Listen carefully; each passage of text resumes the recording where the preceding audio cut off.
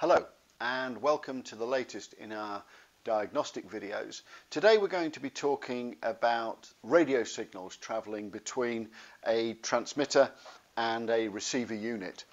Now the majority of installations are going to be in churches where you can often have the bells and a bell frame.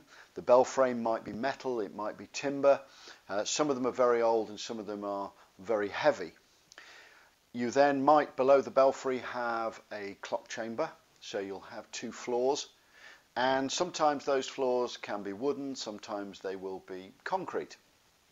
So there's lots of reasons why a radio signal may have trouble getting from the belfry down to the ringing chamber where you want to have your computer with your ringing software.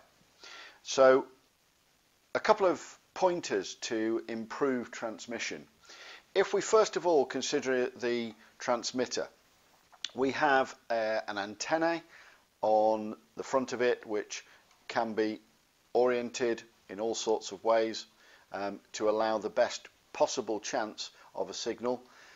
If you consider that the signal coming from this aerial is like a lighthouse, so it's like the light on a lighthouse going around. If you tip it at 45 degrees, the signal will be going at an angle.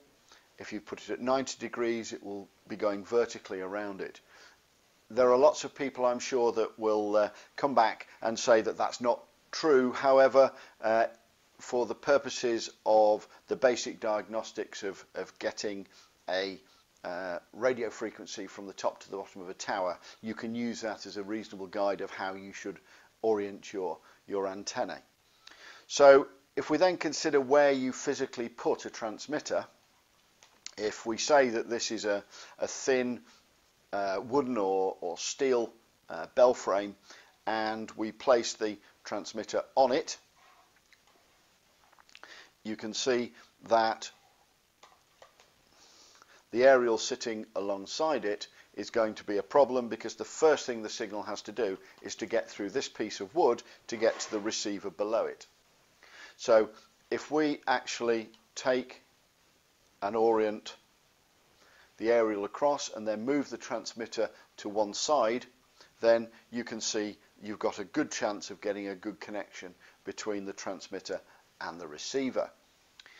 It is also possible for the distance of the transmitter to be from the bell wheel to be 6 to 9 inches is quite acceptable. You can go further than that, but if you go further than 9 inches, then you need to make sure you've got fairly low light conditions.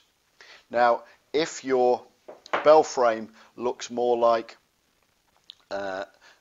this, so it's incredibly heavy oak frame, then placing the transmitter on here to get to the receiver, you've got so much timber here to get through, you may struggle. So again, mount it on the side and put the signal out. Will that put the aerial in an area that's reasonably clear, will give you the best chance of getting down to the receiver. Now, radio signals will bounce off objects, so they'll bounce off the bells, they'll bounce off any hard object, the walls, and consequently you may find that actually setting the aerial on an angle of 45 degrees, may give you a better response than at 90 degrees. So be aware of that, and it is trial and error.